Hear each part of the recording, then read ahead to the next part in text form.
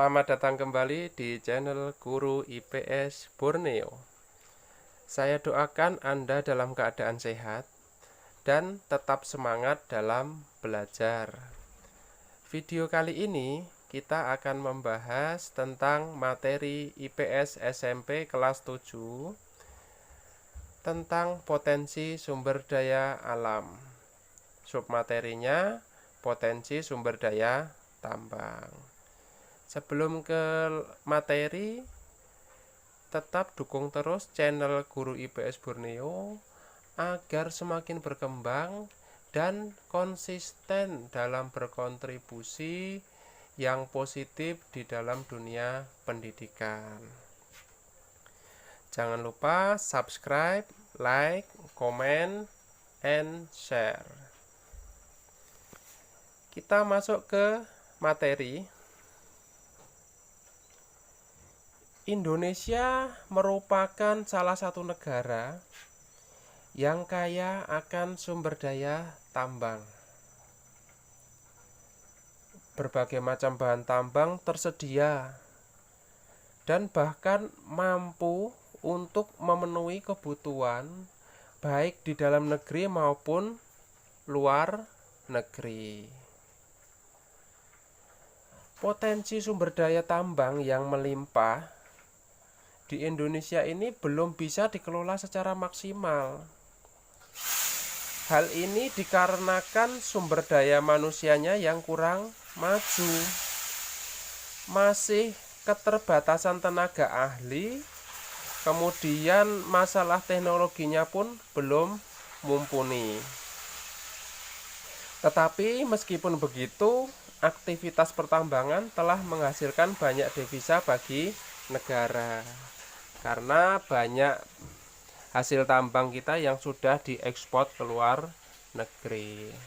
Ya. Kalau Indonesia ini mampu memaksimalkan semua hasil tambang, Indonesia ini mungkin tidak hanya menjadi negara berkembang, tetapi menjadi negara maju layaknya negara-negara di Eropa, karena hasilnya luar biasa. Kita mulai pembahasan yang pertama tentang minyak bumi dan gas. Kegunaannya untuk keperluan industri, transportasi, dan rumah tangga. Daerah penghasil minyak bumi ada banyak ya di Indonesia ya. Di sini saya catatkan 5. Yang pertama di Lok Sumawe dan Pereula, itu di daerah Aceh. Kemudian ada Jatibarang, Majalengka, itu di Jawa Barat. Kemudian ada Balikpapan, Kalimantan Timur. Klamono, Sorong, Babu, itu di daerah Papua. Kemudian ada Pulau Seram, itu di daerah Maluku. Kemudian batu bara. Batu bara adalah batuan sedimen yang terbentuk dari sisa tumbuhan yang telah mati dan telah mengendap selama jutaan tahun. Jadi memang barang tambang ini termasuk barang yang tidak dapat diperbarui karena memang lamanya proses untuk menjadi barang yang bisa dimanfaatkan. Kegunaan batu bara ini ada banyak. Untuk pembangkit listrik, keperluan rumah tangga, pembakaran pada industri genteng, semen, besi baja, maupun industri kimia. Untuk penghasil batu bara yang banyak terdapat di 2 pulau, ada Kalimantan dan Sumatera. Ya. Untuk di Kalimantan ini khususnya di Kalimantan Timur, ada di lembah Sungai Berau dan Samarinda. Untuk Sumatera ada Sumatera Barat dan Sumatera Selatan. Sumatera Barat ada di daerah Ombilin dan Sawah Lunto. Sementara di Sumatera Selatan ada di Bukit Asam dan Tanjung Enim.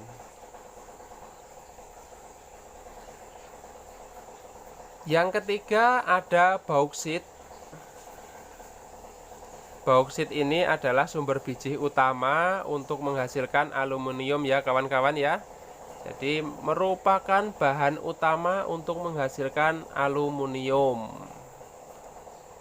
Aluminium itu adalah sebuah barang tambang yang nanti sifatnya ringan, biasa digunakan untuk keperluan rumah tangga juga seperti panci, kemudian penggorengan. Nah, itu rata-rata menggunakan aluminium.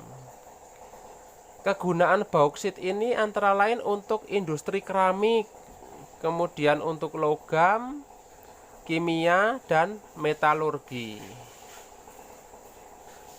Produksi bauksit di Indonesia pernah mencapai 1.262.710 ton. Untuk daerah penghasil bauksit ini ada di Kepulauan Riau, yaitu di Pulau Bintan, dan Kalimantan Barat itu di daerah Singkawang.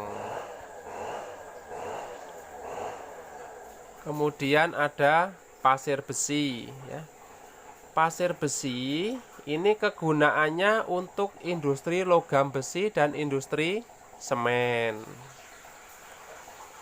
Penambangan pasir besi ditemukan di beberapa wilayah, antara lain di Cilacap itu di wilayah Jawa Tengah ya. Cilacap itu bagian dari wilayah Jawa Tengah.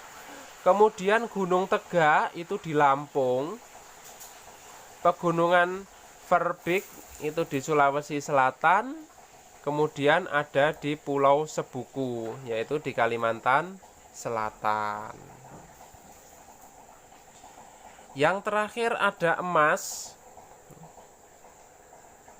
Umumnya dimanfaatkan untuk perhiasan.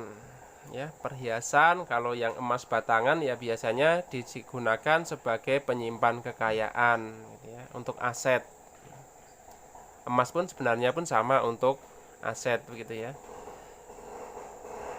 Penghasil emas di Indonesia antara lain yang pertama di Papua, yaitu PT Freeport Timika. Kemudian ada di Aceh itu di Meulaboh. Kemudian di Sulawesi Utara ini di Bolang Mongondo, itu daerah Minahasa. Di Bengkulu di daerah Rejang Lebong. Ada juga yang di Kalimantan, yaitu di Kalimantan Barat di daerah Sambas. Sebenarnya masih banyak daerah-daerah lain, masih banyak di daerah lain yang terkadang itu tidak resmi atau dilakukan secara manual oleh masyarakat sekitar gitu ya. Jadi belum masuk ke perusahaan negara. Oke. Semoga bermanfaat. Tetap dukung terus channel ini agar mampu berkembang dan konsisten memberikan kontribusi yang baik atau positif dalam dunia pendidikan. Jangan lupa subscribe, like, komen, dan share ke semua media sosial kalian. Terima kasih.